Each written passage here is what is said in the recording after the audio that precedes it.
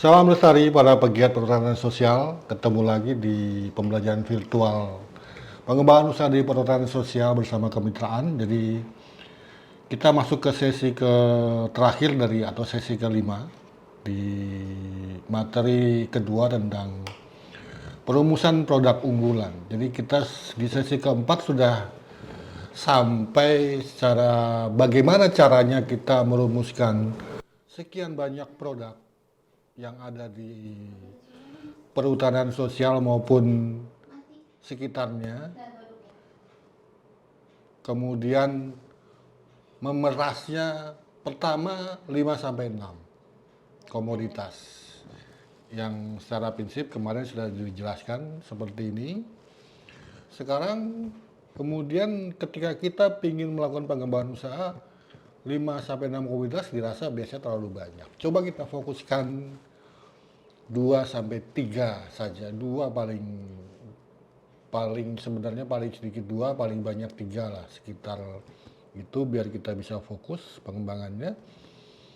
Caranya bagaimana? Jadi cara yang biasa dilakukan, pertama syaratnya kita punya cukup data yang kuat tentang komoditas 5-6 komoditas ini, baik data kita maupun data perdagangan, data produksi, data yang berkaitan dengan tren. Jadi itu lebih mudah. Jadi biasanya ini, jadi kita coba lihat membandingkan 3 parameter, ini semuanya mainnya data. Pertama parameter kuantitas dan kontinuitas. Jadi kalau bicara usaha itu pertimbangannya K3. Kapasitasnya harus cukup, kualitasnya harus masuk secara teknis, kontinuitasnya harus tetap kontinu ya, harus ajak seperti itu. Jadi kita bandingkan kuantitas dan kontinuitas, satu aspek. Kedua adalah kualitasnya.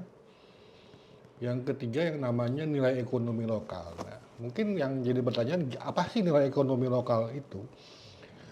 Jadi nilai ekonomi lokal semakin besar kalau komoditas itu memberikan pengembangan ekonomi, memberikan dampak multiplier istilahnya terhadap pengembangan ekonomi di level lokal.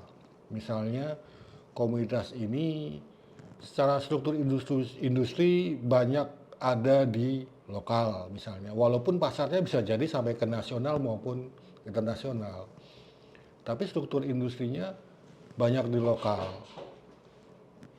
Ini akibatnya adalah tenaga kerja serapannya banyak di lokal, pajak juga banyak di lokal. Jadi dengan kata lain bisa meningkatkan pendapatan asli daerah, tidak hanya dari sektor komoditas itu, tapi sektor yang lainnya. Ini yang disebut nilai ekonomi lokal. Contohnya adalah mungkin kalau kita bandingkan misalnya rotan ya. Rotan dengan apa? Dengan karet ya. Sama-sama dari Kalimantan misalnya. Kalimantan apa ya? Kalimantan. Mungkin Kalimantan Barat lah, ada rotan juga kan. Rotan dengan karet ya sama-sama dikelola di PS. Kalau kita pilih rotan, coba kita lihat struktur industri rotannya. Industri rotan pengolahan bahan baku tuh ada di lokal, tapi setengah jadi sampai setengah jadinya justru ada di nasional, ada di Cirebon. Kenapa tidak bisa diolah di lokal? Karena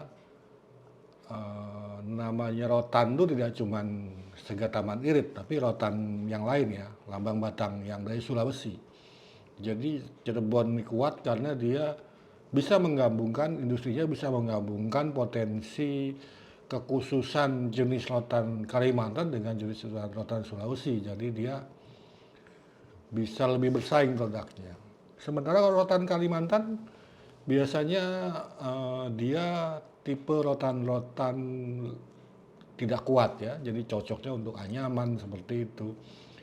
Industri yang berkembang biasanya industri-industri anyaman, lampit misalnya yang banyak justru ada di Kalsel bukan di Kalbar. Jadi itu rotan. Kalau bicara industrinya banyak di Cirebon, pajaknya banyak di Cirebon, jadi secara nilai ekonomi lokal dia lebih bisa dibilang rendah. Beda dengan karet, jadi industri pengolahan karet, walaupun industri bannya ada di nasional, tetapi industri setengah jadinya ada di Kalimantan Barat, ada di beberapa kabupaten barat. Jadi bisa dibilang karet punya nilai ekonomi lokal lebih baik ketimbang rotan. Jadi seperti itu ya.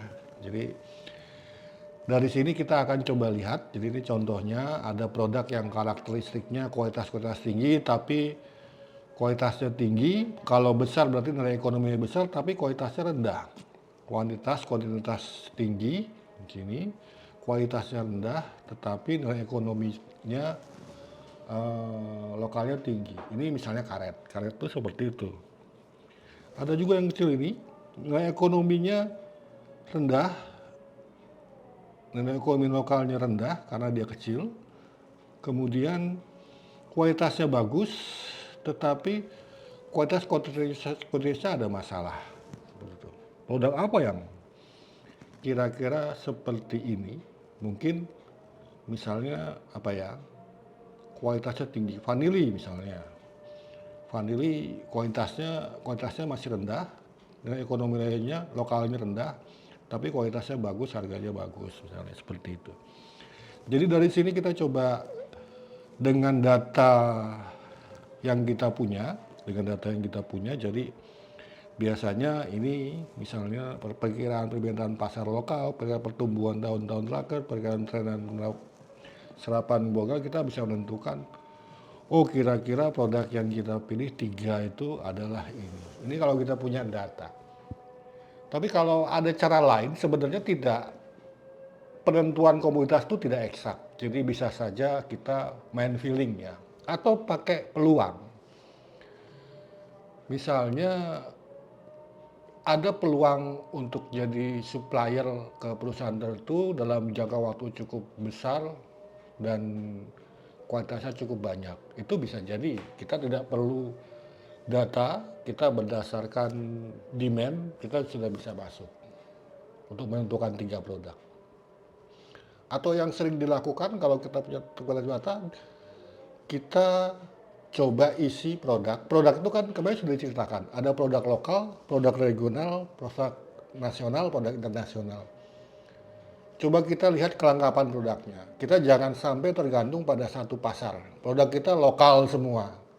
Akibatnya kita nggak kuat untuk narik uang dari internasional dan lokal dan nasional dan internasional, nggak cukup kuat. Produk lokal adalah produk yang hanya bisa dijual di lokal. Misalnya kemarin di Papua mereka punya banyak sekali daging buruan, daging babi. Ya ini produk lokal. Keluar sedikit misalnya ke Merauke mungkin masih bisa diterima, tapi ketika masuk ke nasional nggak bisa. Karena di situ ada izin, ada sertifikasi halal seperti itu yang tidak bisa masuk. Sementara komoditas internasional mereka adalah karet, dan karet itu mereka tidak puas, sehingga mereka memilih produk unggulan pertama, produk lokal, produk nasional, dan produk internasional yang bisa menggantikan karet.